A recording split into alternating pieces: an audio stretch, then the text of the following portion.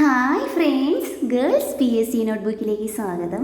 അപ്പോൾ എല്ലാവർക്കും ഓണമൊക്കെ എങ്ങനെ ഉണ്ടായിരുന്നു? എല്ലാ രീതിയിലും ആഘോഷിച്ചോ? പിന്നെ ഇതിൻ്റെ കൂടെ പഠനമൊക്കെ നല്ല രീതിയിൽ കൊണ്ടുപോയോ? അതോ പഠനം എല്ലാം തകിടം മറിഞ്ഞ സ്ഥിതിയിലാണോ? അപ്പോൾ എൻ്റെ ഇന്നത്തെ വ്ളോഗിൽ ഞാൻ കാണിക്കാൻ പോകുന്നത് എൻ്റെ ഒരു ഓണ ദിവസവും പിന്നെ എങ്ങനെയൊക്കെയാണ് സ്റ്റഡീസ് മെയിൻറ്റെയിൻ ചെയ്ത് കൊണ്ടുപോകുന്നതുമാണ്. അപ്പോൾ തലേ ദിവസം പ്ലാൻ ചെയ്തതുപോലെ തന്നെ രാവിലെ എണീറ്റ് കുളിച്ച് ക്ഷേത്ര ദർശനമൊക്കെ നടത്തി അതിനുശേഷം ബ്രേക്ക്ഫാസ്റ്റൊക്കെ കഴിച്ചിട്ട് പഠിക്കാനിരിക്കണമെന്നൊക്കെയാണ് വിചാരിച്ചത്. പക്ഷേ പഠനം മാത്രം നടന്നിട്ടില്ല, ബാക്കി എല്ലാ കാര്യവും നടന്നിട്ടുണ്ട്. അപ്പോൾ നിങ്ങൾക്ക് ഇത് കാണിച്ചു തരുന്നത് ഇതൊരു ബുക്കാണ്. ഇതിൻ്റെ ജീവൻ രക്ഷിച്ചിട്ടുള്ള ഒരു ബുക്കാണെന്ന് വേണമെങ്കിൽ പറയാം. അപ്പോൾ ഇത് ഞാൻ എഴുതാൻ തുടങ്ങിയത് എൻ്റെ ഡിഗ്രി ലൈഫിലാണ്. അതിനുശേഷം മാരേജ് കഴിഞ്ഞപ്പോൾ ഞാൻ കൊണ്ടുവന്നത് ഈ ഒരു ബുക്ക് മാത്രമാണ്. അത്രയ്ക്ക് പ്രചോദനം നൽകുന്ന ഒരുപാട് വേർഡ്സ് ഇതിലുണ്ട്. അപ്പോൾ ഇതിലെ ആദ്യത്തെ വേർഡ്സാണ് എനിക്ക് ഏറ്റവും കൂടുതൽ ഇൻസ്പിറേഷൻ നൽകിയിട്ടുള്ളത്. അപ്പോൾ ആദ്യത്തെ കോട്ട് ഇങ്ങനെയാണ്: ജീവിതത്തിൽ ഇടയ്ക്കെല്ലാം നമ്മുടെ കണ്ണുകളെ കണ്ണുനീരിനാൽ കഴുകേണ്ടതുണ്ട്. ജീവിതത്തെ വ്യക്തമായി കാണാൻ അത് നമ്മെ സഹായിക്കും.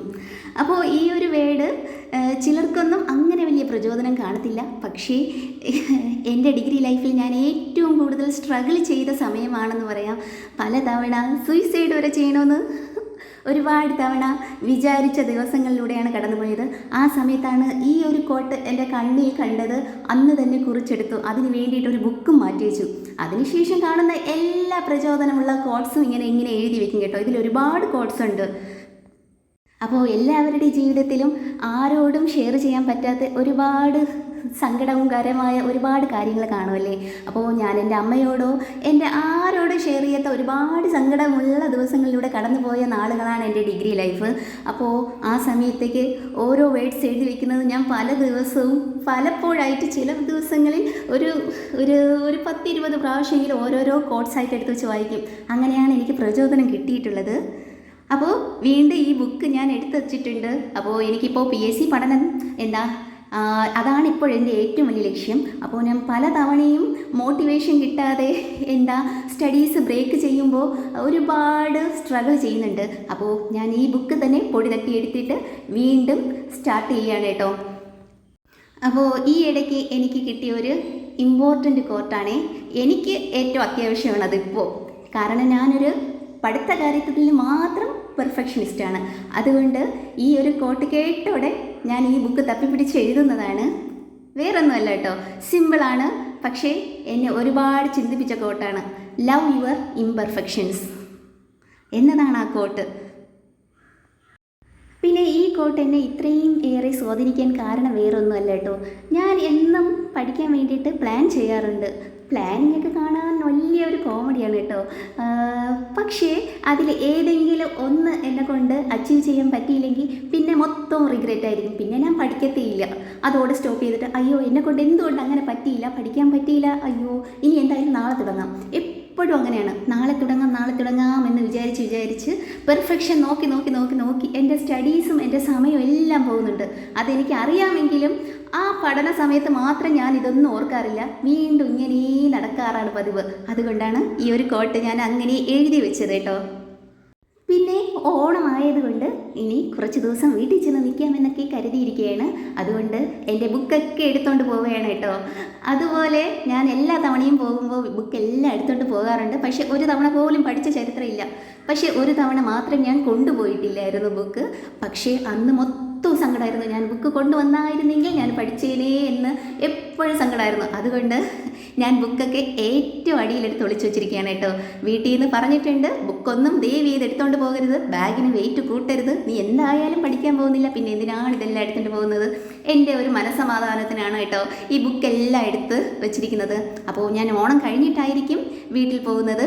എന്തായാലും ബാഗ് കൊണ്ട് അതിന് മുന്നേ വീട്ടിലെത്തിക്കണം. അപ്പോൾ ബുക്കെല്ലാം എടുത്ത് അങ്ങനെ വയ്ക്കുകയാണ് കേട്ടോ. ഇനി ഇതിൻ്റെ മുകളിലായിരിക്കും ഞാൻ എല്ലാ ഡ്രസ്സൊക്കെ എടുത്ത് മറച്ചു വെച്ചിരിക്കുന്നത്.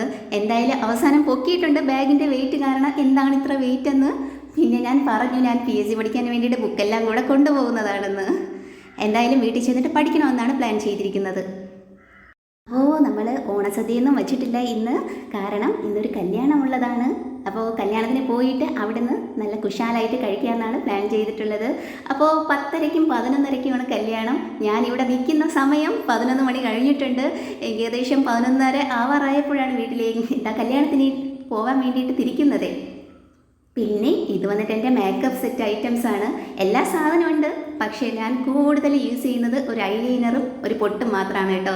വേറൊന്നും അങ്ങനെ കൂടുതൽ യൂസ് ചെയ്യാറില്ല. കല്യാണത്തിനല്ലേ പോകുന്നത്, എന്തായാലും ഇതെല്ലാം ഒന്ന് യൂസ് ചെയ്യാമെന്ന് വിചാരിച്ചതാണ്. പക്ഷേ എന്താ പിന്നെ അങ്ങ് മനസ്സ് വന്നില്ല. എല്ലാം അങ്ങ് വെച്ചിട്ട് നമ്മുടെ സ്ഥിരം പരിപാടിയാണ് ഐലൈനറും പൊട്ടും മാത്രം കേട്ടോ.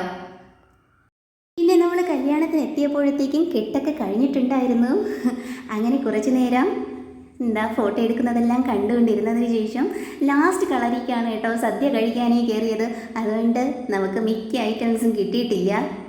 എന്തായാലും ചോറ് കിട്ടിയത് ലാസ്റ്റ് വെന്തിട്ടില്ലായിരുന്നു എന്ന് തോന്നുന്നു. എന്തായാലും സന്തോഷത്തോടെ പിന്നെ കഴിച്ചു. എന്തായാലും ഓണമല്ലേ, നമുക്ക് ഫ്രീ ആയിട്ടൊരു സദ്യയൊക്കെ കിട്ടിയല്ലോ എന്ന സന്തോഷത്തിൽ അങ്ങ് കഴിച്ചു കേട്ടോ. പിന്നെ സദ്യയിൽ ഏറ്റവും പ്രധാനം എനിക്ക് ഇഷ്ടമുള്ളതും ഈ ബോളിയും ഈ വെള്ളപ്പായസവും തരുന്നതാണ് കേട്ടോ.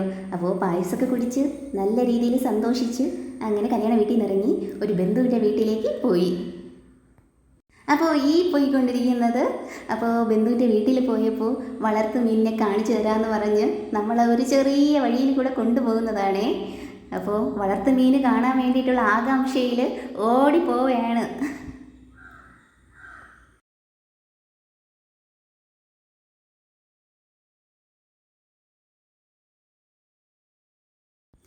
അപ്പോൾ മീനിൻ്റെ വീഡിയോ ഒക്കെ എടുക്കാമെന്ന് പറഞ്ഞിട്ടാണ് ഓടി സന്തോഷത്തിൽ പോയത്. പക്ഷേ ഞാൻ നോക്കിയിട്ട് എനിക്കൊരു ചെറിയ മീൻ മാത്രമേ കാണാൻ പറ്റിയിട്ടുള്ളൂ കേട്ടോ. ഇതിൻ്റെ ഇടയിലൊന്നും നോക്കിയിട്ട് എനിക്ക് മീൻ കാണാൻ പറ്റില്ല. പിന്നെ ഒരു മിന്നായ പോലെ ഒരു മീനിനെ കണ്ടു. അതിൻ്റെ വീഡിയോ എടുക്കാമെന്ന് വിചാരിച്ചപ്പോഴത്തേക്കും അതിനെ പിന്നെ കിട്ടിയതുമില്ല. അങ്ങനെ കുറേ നേരം അവിടെ നിന്ന് ട്രൈ ചെയ്തു. പിന്നെ കിട്ടാത്തതുകൊണ്ട് പിന്നെ അവിടെ ഉണ്ടായിരുന്ന 2-3 താറാവിൻ്റെ ഫോട്ടോയും വീഡിയോ ഒക്കെ എടുത്തിട്ട് ഇങ്ങ് പോന്നു. അപ്പോൾ തിരിച്ച് വരുന്ന വഴിക്ക് ഒരു വലിയ അത്തപ്പൂ കണ്ടിട്ട് ഇറങ്ങിയതാണ് കേട്ടോ. അപ്പോൾ ഈയിടെയായിട്ട് അത്തപ്പൂവൊന്നും കാണാറില്ല. കുട്ടിക്കാലത്തേക്ക് ഒത്തിരി ഓരോരോ സ്റ്റോപ്പിലും വലിയ വലിയ അത്തപ്പൂക്കളൊക്കെ കാണാറുണ്ട്. പക്ഷേ ഇപ്പോൾ അതൊന്നും കാണാൻ പറ്റുന്നില്ല. അപ്പോൾ ഈ അത്തപ്പൂക്കളും കണ്ടപ്പോൾ നമ്മൾ ഇറങ്ങി നോക്കിയതാണ് കേട്ടോ. അപ്പോൾ അവിടെ തന്നെ ഒരു ക്ലബിൻ്റെ വകയായിട്ട് വടംവലിയും ഈ കലം പൊട്ടിക്കുന്നതൊക്കെ ഉണ്ടായിരുന്നു. അപ്പോൾ ഞാൻ അവിടെ പങ്കെടുക്കാമെന്ന് വിചാരിച്ച് ചുറ്റി നിന്നതാ. പക്ഷേ കൂടെ വന്ന ആൾ എന്നെ സമ്മതിച്ചില്ല. അങ്ങനെ പിന്നെ തിരിച്ച് വീട്ടിലേക്ക് പോന്നു. പിന്നെ സദ്യയൊക്കെ കഴിച്ചിട്ട് വന്ന ക്ഷീണം കൊണ്ട് കുറേ നേരം നമ്മൾ മയങ്ങിപ്പോയി കേട്ടോ. അതിനുശേഷം ഭയങ്കര കുറ്റബോധമായിരുന്നു. ഇന്ന് വലിയ രീതിയിൽ പ്ലാൻ ചെയ്തതാണ് പഠിക്കണമെന്നൊക്കെ, പല പോർഷൻസും എഴുതി വെച്ചിട്ടുണ്ടായിരുന്നു. പക്ഷെ അതൊന്നും നടന്നില്ല. പിന്നെ ഭയങ്കര കുറ്റബോധമായിരുന്നു. പിന്നെ റാങ്ക് ഫയലെല്ലാം പാക്ക് ചെയ്ത് വീട്ടിലേക്ക് അയച്ചത് കൊണ്ട് റാങ്ക് ഫയലില്ല പഠിക്കാൻ വേണ്ടിയിട്ട്. പിന്നെ തൊഴിൽ വീതിയെങ്കിൽ തൊഴിൽ വീതി എന്നും പറഞ്ഞിട്ട് കുറച്ചെങ്കിലും പഠിക്കാം, അങ്ങനെയെങ്കിലും ഇത്തിരി സമാധാനം കിട്ടട്ടെ എന്ന് വിചാരിച്ചിട്ടിരുന്ന് പഠിക്കാൻ വേണ്ടിയിട്ട് ടെറസിൽ വന്നിരുന്ന് പഠിക്കുന്നതാണേ. സത്യം പറഞ്ഞാൽ ഞാൻ ഈ തൊഴിൽ വീതിയൊക്കെ വാങ്ങുന്നതേ വേസ്റ്റ് ആണെന്ന് ചില സമയത്ത് തോന്നും. അതിലെ കണ്ടൻറ്റ് നല്ലതാണ്, നല്ല രീതിയിൽ പ്രിപ്പയർ ചെയ്താൽ നമുക്ക് നല്ല മാർക്കൊക്കെ നേടാൻ പറ്റും. പക്ഷേ ഞാൻ എല്ലാ തവണയും വരുമ്പോൾ നാളെ പഠിക്കാമെന്ന് പറഞ്ഞ് മാറ്റി വെച്ച് എൻ്റെ കയ്യിൽ ഇപ്പോൾ ഒരു കിൻഡിൽ തൊഴിൽ വീതിയും തൊഴിൽ വാർത്തയൊക്കെ ഉണ്ട് കേട്ടോ. അപ്പോൾ കുറേയൊക്കെ എടുത്ത് വിറ്റിട്ടുണ്ട് പഴയത്. അതുകൊണ്ട് ഞാനിപ്പോൾ പറഞ്ഞിട്ടുണ്ട് അമ്മയോട്, ഇനി എനിക്ക് എന്തായാലും തൊഴിൽ വീതി വാങ്ങേണ്ട ആവശ്യമില്ല, ഞാൻ എന്തായാലും നോക്കുന്നില്ല. പിന്നെ എന്തിനാണ് ഇങ്ങനെ വാങ്ങിച്ച് ക്യാഷ് കളയുന്നത്. ആൾറെഡി നമുക്കിപ്പോൾ യൂട്യൂബിലൊക്കെ ഇതിൻ്റെ വീഡിയോസൊക്കെ കിട്ടുന്നുണ്ടല്ലോ. പിന്നെ ഞാൻ പഠിക്കാറുമില്ല, പിന്നെ പഠിക്കാതെ എന്തിനാണ് ഇതൊക്കെ വാങ്ങുന്നത്. എന്തായാലും കയ്യിൽ വേറെ ബുക്കൊന്നും ഇല്ലാത്തത് കൊണ്ടാണ് കേട്ടോ ഇത് തന്നെ എടുത്ത് വെച്ച് വായിക്കുന്നത്. അപ്പോൾ നമുക്ക് LSGDയിൽ ഈ ഒരു ടോപ്പിക് ആവശ്യമുണ്ട്, കേരള ഹിസ്റ്ററിയിൽ. പിന്നെ താഴെ വെച്ച് വായിച്ചപ്പോൾ അതിലൊക്കെ ഉറുമ്പ് കയറാൻ തുടങ്ങി. അപ്പോൾ വായിക്കുന്നതിനിടയിൽ വലിയ ഡിസ്റ്റർബൻസാണ്. അങ്ങനെ കുറേയൊക്കെ പഠിച്ചു. വലിയ ഒരു സാറ്റിസ്ഫാക്ഷനും ഇല്ല. ഓണ ദിവസത്തിൽ ജസ്റ്റ് ഒരു തൊഴിൽ വീതിയിൽ മാത്രം ഒതുക്കുകയായിരുന്നു കേട്ടോ. അപ്പോൾ ഇന്നത്തെ വ്ളോഗ് ഇവിടെ വെച്ച് നിർത്തുന്നു. നിങ്ങൾക്ക് ഇഷ്ടപ്പെട്ടാൽ ലൈക്ക് ചെയ്യുക, സബ്സ്ക്രൈബ് ചെയ്യുക. Thank you.